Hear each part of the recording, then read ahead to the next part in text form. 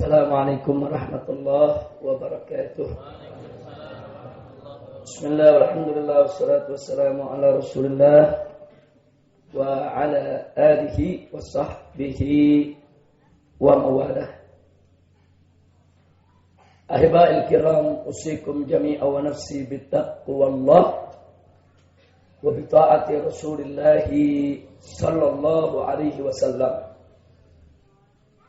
Alhamdulillah, pada hari ini sejak pagi tadi kita telah laksanakan majelis kita secara tertib, berurut, rapi, dan beberapa kitab sudah dibacakan oleh guru-guru kita, oleh Habib Nawfal Al-Attas, Habib Hasan Segaf, Habib Hanif Al-Attas, Habib Muhammad Al-Attas, Habib Anis As-Segaf, dan juga oleh Ustadz Asep, Sofyan, dan yang lainnya.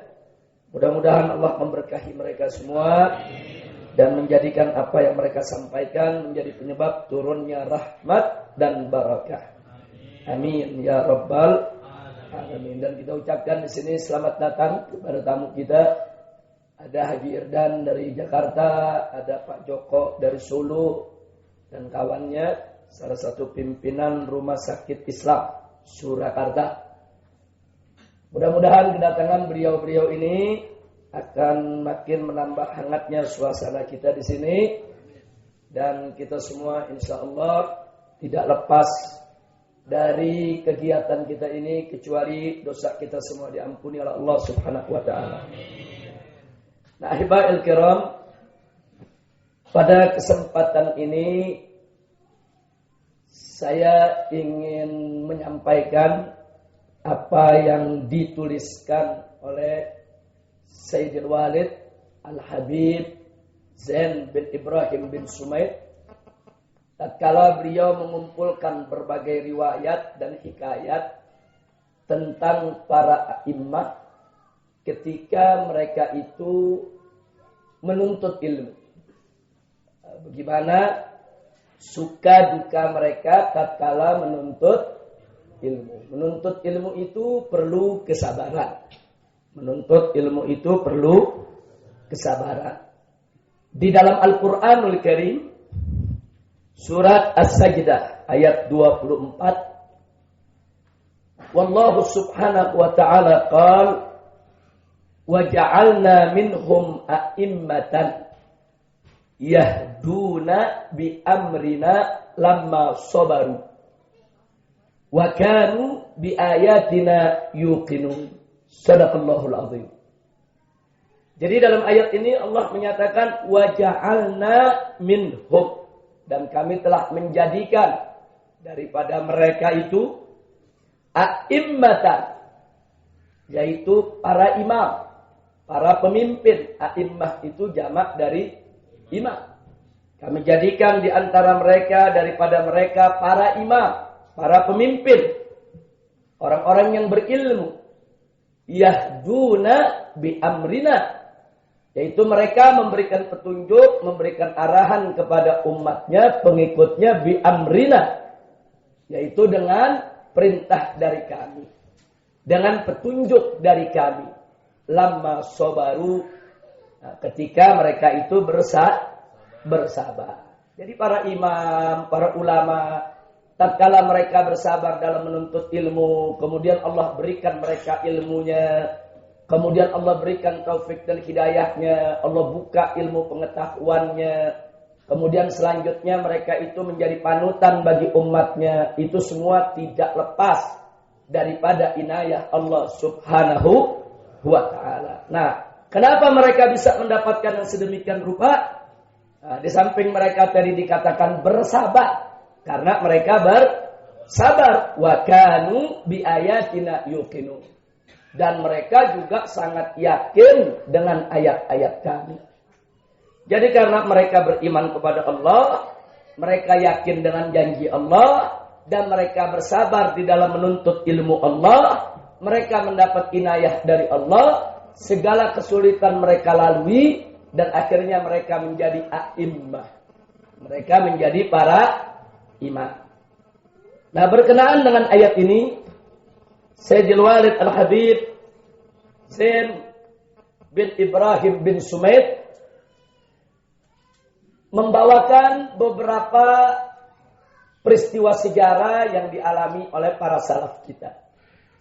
Yang pertama di sini beliau menceritakan tentang kana Abdullah ibn Abbas radhiyallahu taala anhuma. Dulu salah seorang sahabat Nabi yang bernama Abdullah ibn Abbas, ini sahabat kecil Nabi. Artinya sahabat kecil. Beliau ini tatkala hidup bersama Nabi usianya masih kecil, masih muda. Nah, sehingga beliau masih banyak menuntut ilmu dan menimba ilmu dari para sahabat yang lainnya yang jauh lebih senior daripada beliau. Nah, di sini beliau menceritakan, ini Abdullah bin Abbas yang menceritakan tentang dirinya. Beliau mengatakan talabtul ilma salam ajib aktsara minhu fil ansar. Jadi aku ini menuntut ilmu dan aku tidak dapatkan ilmu tersebut lebih banyak daripada apa yang ada pada orang-orang Ansor. Artinya dia mengaku dengan tulus dia banyak menuntut ilmu dari kalangan Ansor. Sahabat-sahabat Ansor. Fakuntu atir rajula fa'as'alu anhu. Dan dulu kalau aku datang ke seorang Ansor, seorang sahabat Nabi untuk aku bertanya kepadanya, kemudian begitu aku datang fayuqalu li dan dijawab kepadaku naim, orang yang aku cari lagi tidur. Apa yang dilakukan? Fa'atawassadu ridai thumma taji'u hatta yahruja ilayya dhuhr. Jadi karena aku datang, si sahabat tadi lagi tidur, aku enggak pulang. Aku gelar, aku punya rida depan rumahnya, aku rebahan di situ, aku tunggu sampai dia keluar dan ternyata keluarnya zuhur. Nah, zuhur baru keluar. Nah, kemudian begitu keluar sahabat ini, dia bertanya kepadaku, "Mata kunta huna ya ibna ammi Rasulillah?" Sejak kapan kau berada di sini, wahai yaitu putra daripada pamannya Rasulullah? Maksudnya saudara sepupu Nabi. Abdullah ibn Abbas ini saudara sepupu Nabi alaihi salatu wassalam. Karena ayahnya dengan ayah Nabi kakak beradik. Nah, kemudian beliau jawab, "Mundu zamanin tawil." Sejak waktu yang lama, dari pagi tadi aku tunggu engkau di sini. Akhirnya sahabat ini mengatakan, "Bi'sa ma sana'ta." Kenapa kau harus begitu? Kenapa buruk sekali kau harus menungguku?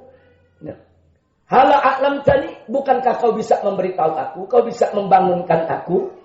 Kenapa kau enggak lakukan? Kenapa mesti nunggu? Maka dijawab oleh Ibn Abbas, "Aradtu an takhruja ilayya wa qad qadaita hajatak." Aku ingin ketika kau datang menemui aku, menjumpaiku, kau sudah selesai dari segala urusan. Urusan dengan rumah udah selesai, urusan pribadi udah selesai, aku enggak mau ganggu kau. Jadi begitu aku bertemu dengan kau, kau sudah selesai dari segala urusan, sehingga aku lebih mudah untuk banyak bertanya kepadamu. Subhanallah, sabar. Ini namanya sabar. Jadi mau nanya guru pagi nggak bisa, ditunggu bersiang, siang nggak bisa, ditunggu sampai sore, sehari nggak bisa, dia sabar tunggu 2 hari sudah. Kesabaran semacam ini penting. Ini kadang-kadang banyak thalibul ilm nggak sabar. Nggak sabar, nanya sekali nggak diladenin, berhenti, besok pulang.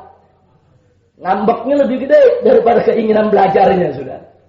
Nah, ini zaman sekarang begitu tuh. Mau ngapain? Saya nggak diladenin. Kamu ngapain? Saya nanya susah.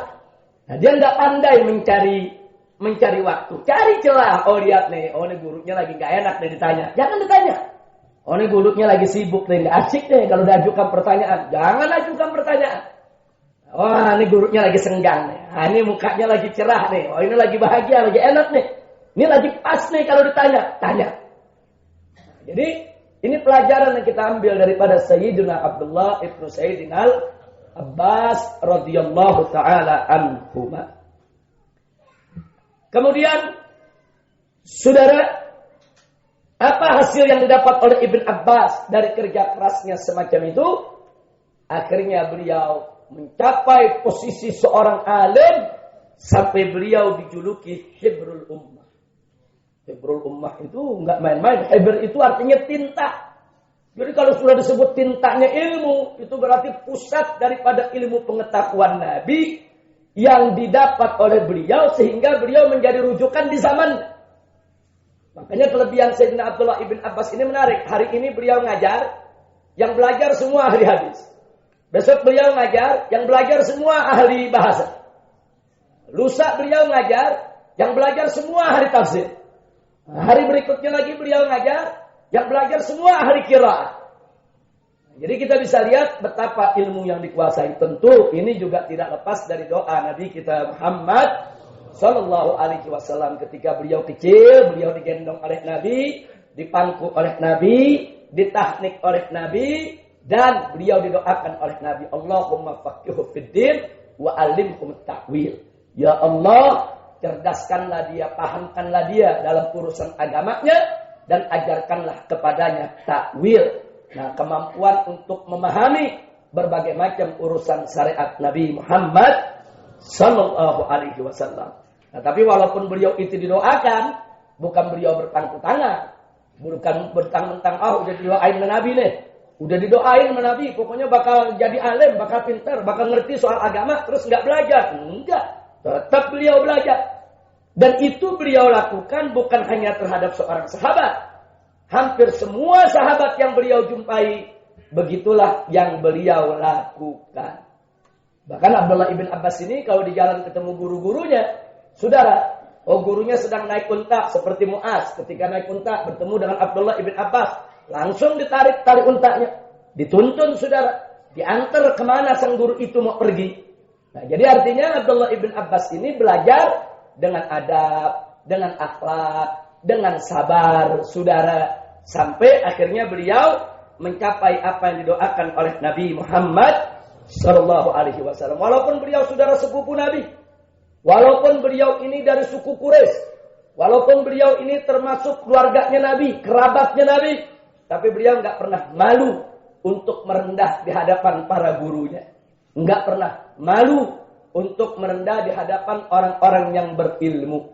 Makanya beliau pernah mengatakan, dalatu taliban fa'azastu matluban. Jadi apa beliau katakan? Dalatu taliban. Aku ini menjadi hina ketika aku belajar. Maksudnya hina di sini, ya merendah kemana-mana. Nah, dia disuruh-suruh, disuruh nunggu, disuruh apa. Ya pokoknya hina apapun dia kerjain dalam menuntut ilmu. Tapi apa hasilnya? Fa'azastu matluban. Pada akhirnya, aku menjadi begitu dimuliakan oleh Allah ketika orang akhirnya menjadikan aku sebagai rujukan, sebagai matlub, sebagai tempat untuk mencari ilmu. Saat aku mencari ilmu, aku susah, aku menderita, aku betul-betul rendah, udah di bawah. Tapi saat aku sudah punya ilmu, orang banyak datang kepadaku menuntut ilmu, Allah karuniakan kepadaku kehormatan dan kemuliaan. Alhamdulillah. Nah, jadi ini yang perlu kita tahu. Nah, maka itu beliau memberikan resep. Di luar apa yang kita katakan tadi. Apa resep dalam belajar? Apa resep untuk mendapatkan ilmu? Abdullah ibn Abbas radhiyallahu ta'ala anhuma mengatakan, bima adraktal ilm. Jadi begitu beliau ditanya, bagaimana kau bisa mendapatkan ilmu? Beliau menjawab, bilisanin sa'ud. Yaitu dengan lisan yang mau bertanya. Kalau nggak ngerti, tanya. Rajin datang kemana-mana, datang ke guru ini, datang ke guru itu, datang ke guru sana, datang bilisanin sa'ul kalau mau dapat ilmu. Jadi lisan ini jangan diam aja, nah, jangan kita nggak mau cari, nanya. Bilisanin sa'ul, tanya, lisannya nanya. Oh sama kiai ini nggak dapat jawaban, mungkin di kiai sana dapat jawaban. Oh kiai sana belum sampai soal itu, mungkin ada kiai yang satu lagi yang sampai soal itu. Saudara, oh di majelis ini kita nggak dapat jawaban. Mungkin ada majelis lain yang kita bisa dapat jawaban. Oh dalam kitab ini kita nggak dapat jawaban.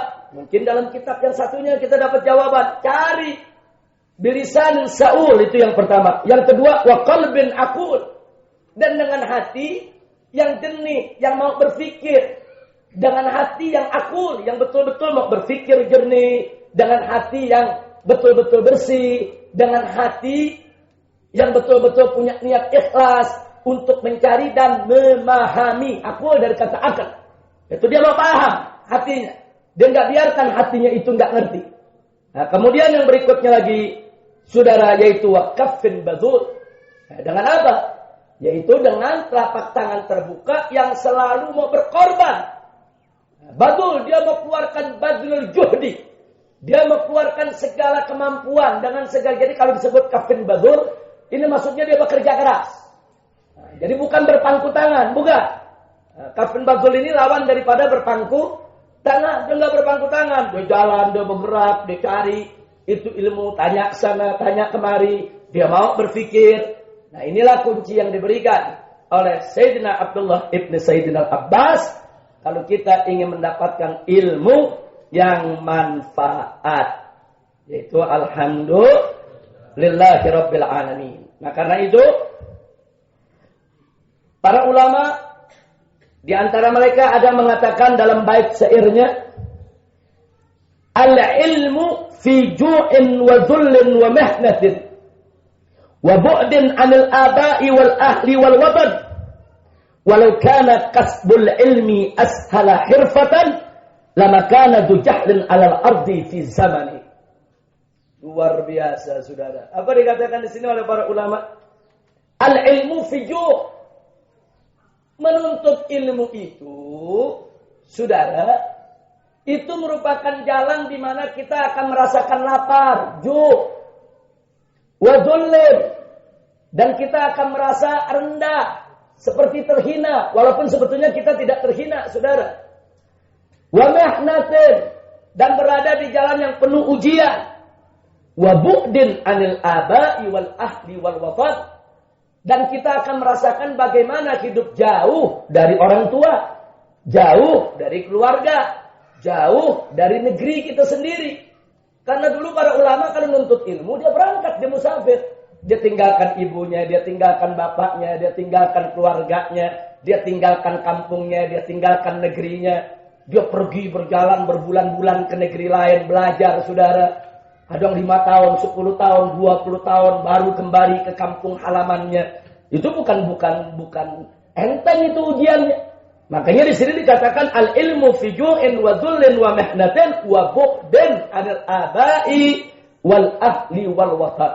Jadi kalau orang yang siap menderita, siap jauh dari ibu, siap jauh dari bapak, siap jauh dari keluarga, siap jauh daripada kampung halamannya untuk menuntut ilmu, saudara, insya Allah dia akan lebih mudah untuk mendapatkan ilmu pengetahuan. Nah, tapi kalau anak jadi anak mama, tahu anak mama, nah, bawaannya nggak mau lepas dari mama. Ini repot kalau jadi anak mama. Nah, mau ke pesantren nggak mau deket sama ibu, mau ke sekolah nggak mau deket sama ibu, mau dikirim ke luar negeri, apalagi saudara, baru dikirim ke pesantren 2 hari, nangisnya 3 hari. Nah, mintanya minta pulang melulu, saudara. Ya susah, yang begini susah untuk maju. Jangan, lawan. Jauh dari ibu, jauh dari bapak, jauh dari keluarga, lawan. Nah, itu kunci untuk mendapat keberhasilan. Memang nuntut ilmu susah. Nuntut ilmu itu susah. Nah, tapi kalau dibandingkan dengan zaman dulu, sesusah-susahnya zaman sekarang serba enak. Zaman sekarang serba enak. Sejauh-jauhnya kita sama orang tua masih bisa nelpon.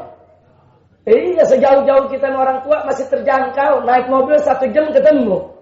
Nah, kalau dulu, saudara, kendaraan belum ada. Imam Syafi'i kalau sudah jalan ke negeri lain 6 bulan baru sampai jalan kaki. Nah, kemudian belajar di sana. Terus orang tuanya kapan nengokin? Orang tua mau nengokin jalan kaki 6 bulan juga mikir, saudara. Nah, jadi artinya dulu tuh jauh lebih susah dari kita. Sekarang nggak seberapa susah kok. Sekarang banyak santri yang seminggu sekali ditengokin sama orang tuanya. Seminggu sekali ditengokin sama orang tuanya. Saudara. Nah, jadi bagaimana nggak enak? Sebetulnya tantangan di zaman sekarang jauh lebih ringan dibandingkan dengan tantangan zaman dulu, saudara. Nah, makanya kita malu kalau kita lihat orang-orang tua kita, pendahulu kita, ulama-ulama kita dulu berjuang dengan demikian susah menuntut ilmu. Sekarang Allah udah kasih kita serba mudah, saudara. Ternyata kita bermalas-malasan. Inna lillahi wa inna ilaihi raji'un. Nah, bait yang berikutnya tidak kalah menarik. Walau kana kasbul ilmi ashala hirfatan, andai kata menuntut ilmu itu adalah pekerjaan yang mudah, Lama kana tu jahlun ala ardi fi zamanin. Tentunya tidak akan ada lagi orang bodoh, yaitu di atas muka bumi ini di setiap zaman. Nggak ada. Kalau nuntut ilmu itu gampang, sudah ada. Nggak ada orang bodoh di atas muka bumi. Semua orang pintar. Gampang sudah. Siapa aja bisa ambil itu ilmu. Sekarang kita tanya, kenapa tidak semua orang jadi ulama? Kenapa tidak semua orang jadi kiai? Kenapa tidak semua orang ngerti soal agama? Karena memang menuntut ilmu itu nggak mudah. Susah, sulit, perlu pengorbanan, perlu perjuangan. Hanya mereka yang mau menderita, hanya mereka yang mau bekerja keras, hanya mereka yang betul-betul mau belajar, itu yang hanya akan mendapatkan ilmu, itu yang hanya akan menjadi ulama. Makanya ini dikatakan, walau kana kasbul ilmi ashala hirfatan, lama kana tujahdun al-ardi fi zaman. Saudara, jadi kalau andai kata nuntut ilmu itu kerjaan gampang, nggak ada lagi udah orang bodoh di atas muka bumi, saudara. Semua orang pintar. Nah, tapi faktanya saya tanya, orang bodoh di atas muka bumi dikit atau banyak? Banyakan mana pintar atau bodoh? Soal agama nih, saya tanya, banyakan mana pintar atau bodoh? Fakta, saudara. Bisa kita lihat. Fakta. Loh, kenapa bisa lebih banyak yang bodoh ketimbang yang pintar? Karena nuntut ilmu susah. Sebetulnya tidak menjadi susah bagi orang yang mau kerja keras, bagi orang yang mau menderita, bagi orang yang mau sabar. Makanya tadi kan Allah nyatakan, wa ja'alna minhum a'immatan yahduna bi amrina lamma sabaru. Jadi mereka itu dijadikan oleh Allah sebagai pemimpin, sebagai imam-imam yang memberikan petunjuk arahan kepada para pengikutnya. Karena apa? Karena kesabaran mereka. Dan karena keyakinan mereka kepada Allah Subhanahu wa taala. Nah, kemudian Al-Imam Asy-Syafi'i radhiyallahu taala anhu pernah mengatakan dalam salah satu bait syairnya dalam diwannya, "Akhi, lan tanala al-ilma illa bi sittatin. Sa'unabbika an tafsiliha bi bayani. Dzaka'in wa hirsin wajtihadin wa bulghatin wa suhbati ustadhin wa tuli zamani." Jadi kata Imam Syafi'i radhiyallahu taala anhu, "Akhi, wahai saudaraku, lan tanalal ilma, engkau tidak akan meraih ilmu illa bisittatin, kecuali dengan 6 perkara. Sa'unabbika an tafsiliha bi bayani. Aku akan kabarkan kepada engkau yaitu tentang rincian yang 6 tadi." Jadi beliau ingin menjelaskan dengan keterangannya tentang 6 perkara yang dibutuhkan kalau kita ingin mendapatkan ilmu. Yang pertama, dzakain. Artinya zakat, saudara, ada kepintaran, ada kecerdasan. Dia lawan kebodohannya. Dia tidak biarkan dirinya dalam kebodohan. Yang kedua, hirsun. Dia punya semangat. Dia punya semangat, punya kemauan. Nah, kemudian wajtihadin. Dan dia rajin. Bersungguh-sungguh. Dan wabulghatin. Nah, bulghah ini ada bulghah, ada balghah. Hati-hati bacanya.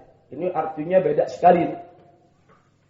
Kalau balghah itu puncaknya kebodohan. Itu disebut balghah. Tapi kalau disebut bulghah, itu kekuatan untuk menahan penderitaan dalam kehidupan.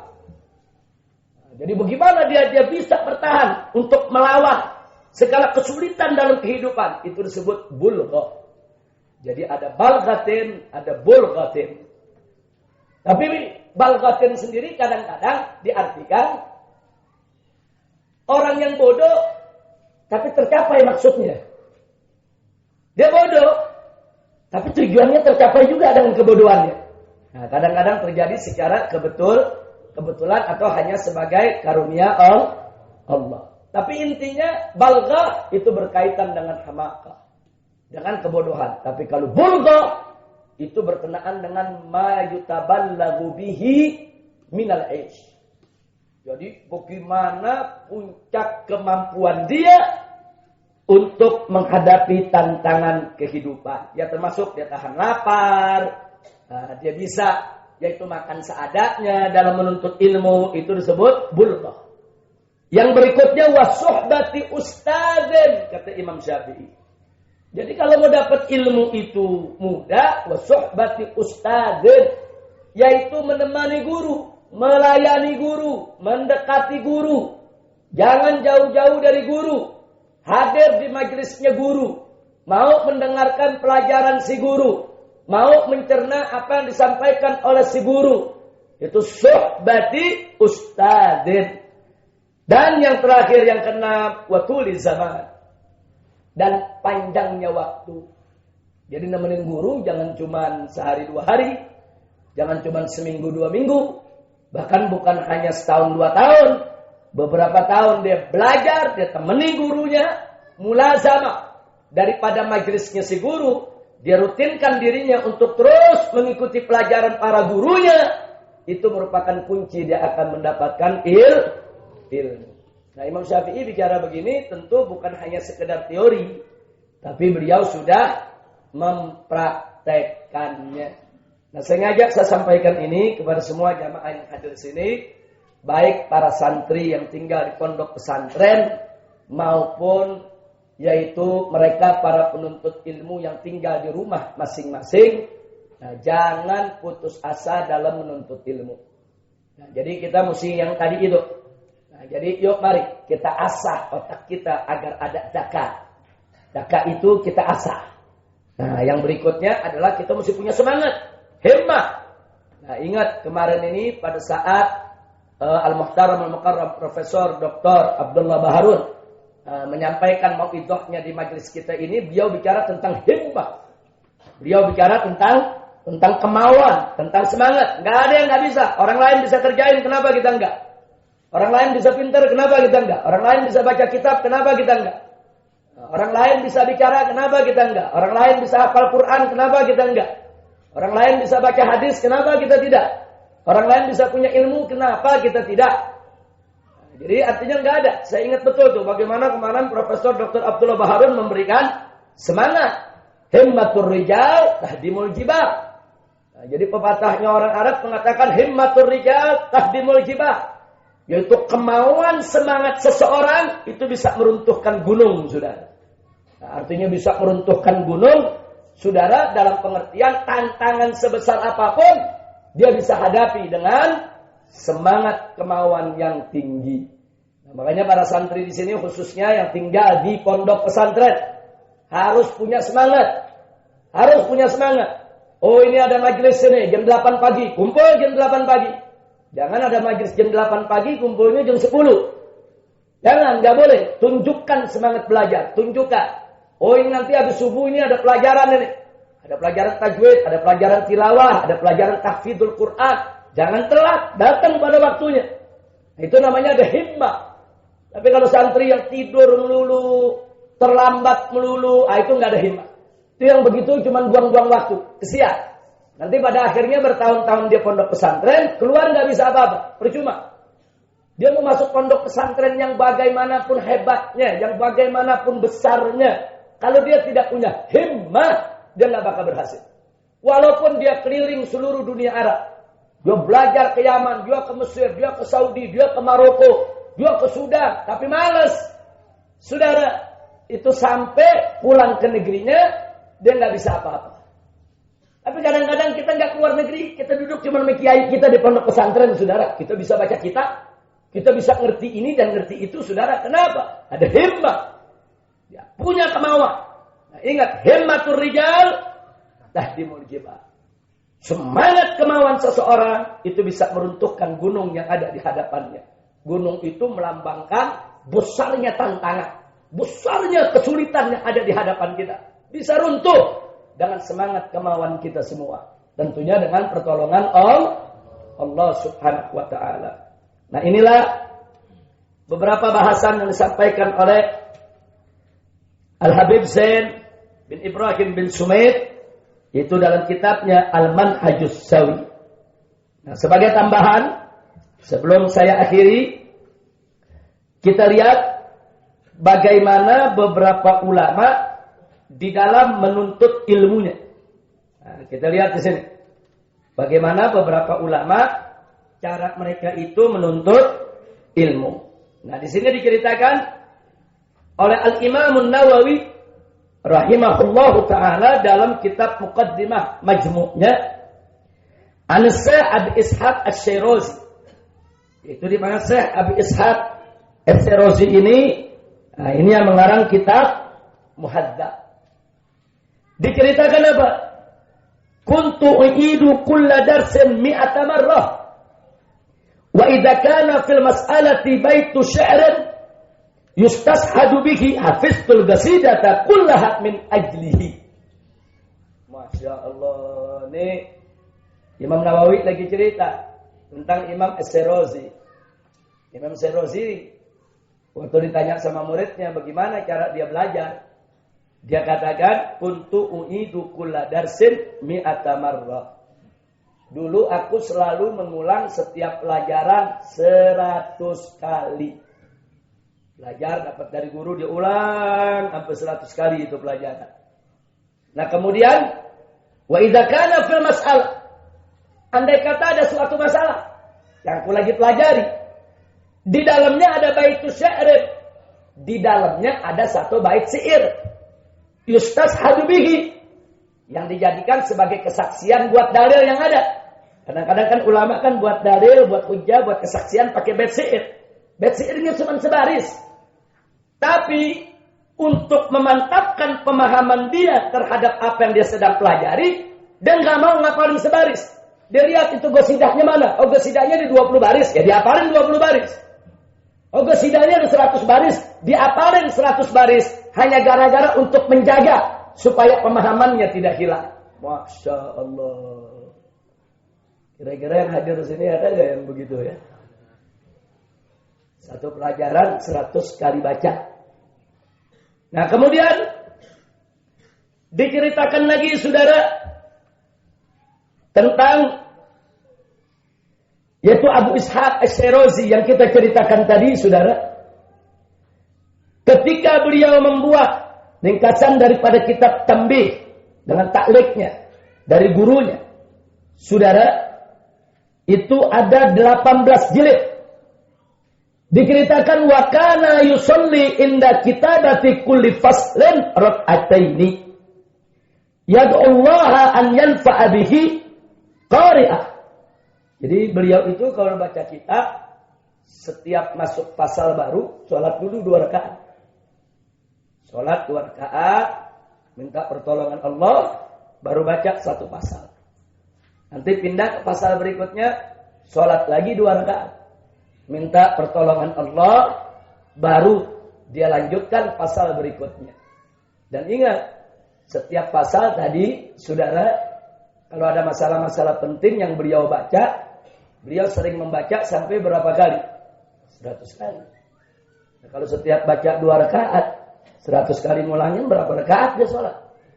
Jadi sambil dia sholat, sambil baca, sambil sholat, sambil baca, sambil sholat, nuntut ilmu, sambil sholat, nuntut ilmu.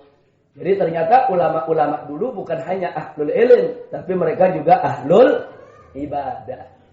Ahlul ilm dan ahlul ibadah. Bahkan kalau kita lihat lagi saudara, ulama-ulama yang lain percis seperti yang diceritakan tadi, saudara, hampir semua ulama kalau mereka sudah mengulang daripada hafalannya, tidak mereka mau berhenti sebelum mereka betul-betul hafal dan betul-betul paham apa yang mereka baca. Ini kita tidak cerita Al-Quran nih. Kalau Al-Quran udah nggak usah diceritain lagi, mereka udah hafal semua. Nah, ini yang kita cerita bukan ngapal Quran nih, baca kitab. Jadi bukan hanya Al-Quran yang mereka hafalkan dulu, bukan hanya hadis yang mereka hafalkan dulu, sampai matan-matan kitab mereka hafal gak? Bagaimana gurunya ngomong, bagaimana gurunya bicara, mereka hafal gak? Agar mereka tidak salah di dalam menyampaikannya. Inilah dulu yang dilakukan oleh para ulama-ulama dulu. Artinya menunjukkan betapa sabarnya mereka, betapa tahan bantingnya mereka, dan ini patut untuk kita tiru. Wabil khusus kepada para santri, saya ingatkan Kalau betul kalian mau belajar, mau dapat ilmu, mau jadi ulama yang amil, harus tahan banting. Harus sabar. Tantangan yang kalian hadapi saat ini tidak seberapa dibandingkan dengan tantangan-tantangan para ulama terdahulu. Tantangan sekarang berapa banyak pondok pesantren? Makan tinggal makan, minum tinggal minum. Saudara, berapa banyak pondok pesantren? Belajar guru udah ada, kitab udah disediakan. Berapa banyak pondok pesantren? Bahkan saudara yang sarana prasarananya sudah begitu lengkap. Anda tinggal tinggal belajar. Semua fasilitas sudah disediakan. Nah, kalau masih malas juga, kelewatan saudara. Jangan sia-siakan waktu Anda. Ingat, hari ini Anda menjadi murid, besok Anda menjadi guru. Tapi Anda tidak akan pernah menjadi guru kalau Anda tidak menjadi murid yang baik mulai saat ini. Saat ini Anda menjadi murid yang baik, besok Anda akan menjadi guru yang baik. Saat ini Anda menjadi murid yang tidak baik, jangan mimpi besok Anda akan menjadi murid yang baik. Sebelum jadi guru, orang itu pasti akan jadi murid dulu, saudara. Nggak ada orang tiba-tiba jadi guru, saudara. Nah, sebelum dia jadi guru, dia jadi murid. Saudara, dan di dalam jadi murid itu jangan lupa, saudara, bahwa al-ilmu yu'ta wa la ya'ti. Ilmu itu didatengin, bukan datang sendiri. Ilmu itu kita datengin, kita tuntut, bukan itu ilmu datang sendiri kepada kita, saudara.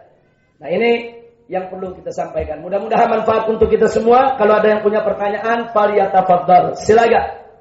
Sebelum kita akhiri, sebentar lagi masuk Jumat. Silakan. Ada yang ingin menyampaikan sesuatu?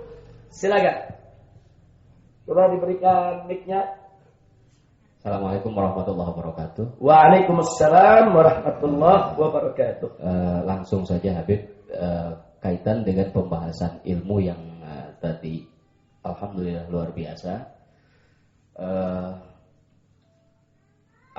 Cuman ada sekarang itu yang sedang ramai dibicarakan adalah dengan semakin mudahnya teknologi, berkembangnya teknologi, semakin mudah juga orang mendapatkan pemahaman agama yang walaupun melalui media internet dan lain seterusnya. Pertanyaannya adalah, tadi Habib menyampaikan ilmu yu'ta wa la ya'ti gitu ya.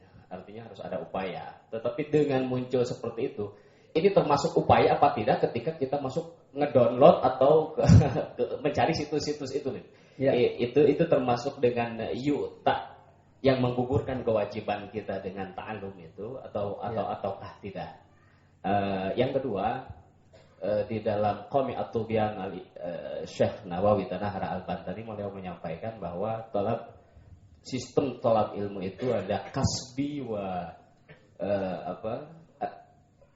wahbi gitu ya. Nah, kaitan dengan wahbi ini, laduni salah satunya mungkin seperti itu.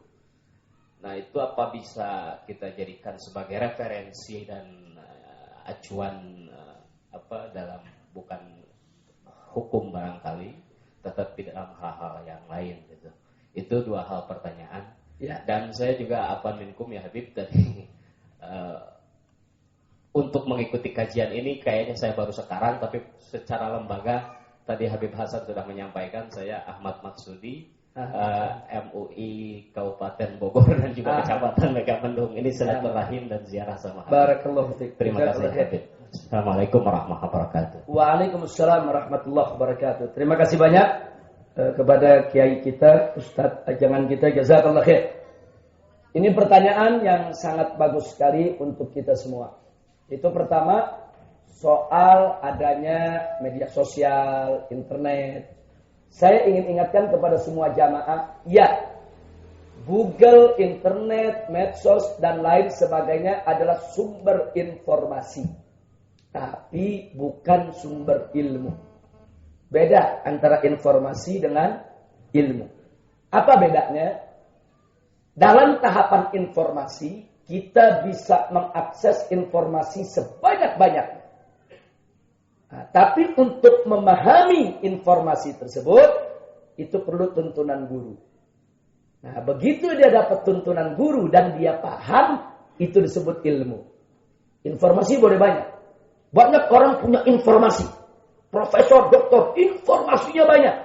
Tapi dia nggak punya ilmu. Nah ini kadang-kadang makanya jangan kaget kalau kita dapat orang pintar kebelingan. Nah, kan ada sekarang. Dia profesor doktor, dia pintar. Pintar, informasinya banyak. Pokoknya udah ditanya sejarah tahu, tafsir tahu, ini tahu. Tapi dia nggak paham. Nah, artinya dia punya informasi, dia punya maklumat. Kalau dalam bahasa Arabnya dia punya maklumat. Tapi dia nggak punya ilmu. Nah, makanya itulah yang dimaksud oleh Imam Syafi'i, al-ilmu nurun. Ilmu itu cahaya. Jadi ilmu itu bukan sekedar maklumat. Tapi maklumat wal faham. Maklumat dan pemahaman. Nah, jadi ini yang perlu kita ingatkan. Jadi ya silakan Anda boleh jadikan internet itu sebagai sumber informasi. Tapi jangan sekali-kali menjadikannya sebagai sumber ilmu. Kalau mau jadikan sebagai sumber ilmu, Anda mesti punya guru. Anda mesti punya guru. Saya berikan contoh, berkali-kali saya ulangi di majelis ini. Saya kasih contoh begini. Di dalam memahami sejarah, ada pertikaian terjadi antara Sayyidina Abu Bakar Siddiq dengan Sayyidatuna Fatimah Zahra dalam soal tanah Padang. Nah, kalau kita mendownload di internet, kemudian keluar artikel tentang Abu Bakar dan Fatimah. Yang nulis orang Wahabi. Dia akan membela Abu Bakar Siddiq habis-habisan dan dia akan hina Fatimah Zahra. Saya dapatkan itu, dia rendahkan. Dia akan katakan, apa Fatimah Zahra kok sok pintar? Kok melawan Abu Bakar Siddiq? Dia kan mestinya kan ikut, itu kan khalifah. Kenapa dia bicara begitu? Karena yang mengupas sejarahnya orang-orang dari kaum Nawasib yang benci dengan Ahlul Bait. Yang kedua, begitu kita buka, yang nulisnya orang Syiah. Sebaliknya, dia akan caci maki Abu Bakar Siddiq. Apa tuh Abu Bakar Siddiq kurang ajar sama putri Nabi? Ini kan putri Nabi, bid'atu minni, kata Nabi. Yang menyakitinya akan menyakiti Nabi. Dia caci maki Sayyidina Abu Bakar Siddiq. Dia bela Sayyidatuna Fatimah. Kenapa? Karena nulisnya orang Syiah. Nah sekarang kalau itu kita menjadikan sumber ilmu, bagaimana kita itu buat jamaah kita? Nah kan mereka nggak bisa bedain. Nah, ternyata yang ini pemikiran Wahabi, yang ini pemikiran Syiah. Tapi kalau kita baca pemikirannya Ahlus Sunnah, Sayyidina Abu Bakar dan Sayyidatuna Fatimah Zahra dicintai, dimuliakan. Sayyidina Abu Bakar punya pendapat ada dalilnya, Siti Fatimah punya pendapat ada dalilnya. Mereka berbeda pendapat. Ini masalah ijtihadiyah. Masalah ijtihad, yang benar dapat pahala 2, yang salah dapat pahala 1. Enggak ada yang bisa disalahkan dan dihina. Nah, siapa yang benar di antara Sayyidina Abu Bakar dan Sayyidatuna Fatimah? Wallahu a'lam. Hanya Allah yang tahu apa hak kita untuk merendahkan salah satunya. Itu versi Ahlus Sunnah. Nah, sekarang bagaimana kalau sejarah itu ditulis tanpa keterangan? Bagaimana umat memahaminya itu sejarah? Jangan-jangan ada suudzon sama Sayyidina Abu Bakar, jangan-jangan ada suudzon sama Siti Fatimah, jangan-jangan suudzon kedua-duanya kayak orang liberal. Orang liberal dua-duanya. Nah, tuh dia tuh sahabat nggak bener kan, pada ribut kan? Nah, karena orang liberal begitu, saudara. Nah, ini bagaimana umat bisa memahami itu? Nah, informasi dia sudah dapat, tapi paham belum. Informasi dia dapat, tapi ilmu belum. Nah, begitu dia dapat ilmu yang benar, oh ini begini penjelasannya, dia paham, itu dia sudah dapat ilmu. Jadi ilmu nggak bisa diambil dari Google. Ilmu nggak bisa, nggak ada tuh Syekh Google jadi mu'allim, nggak ada sudah.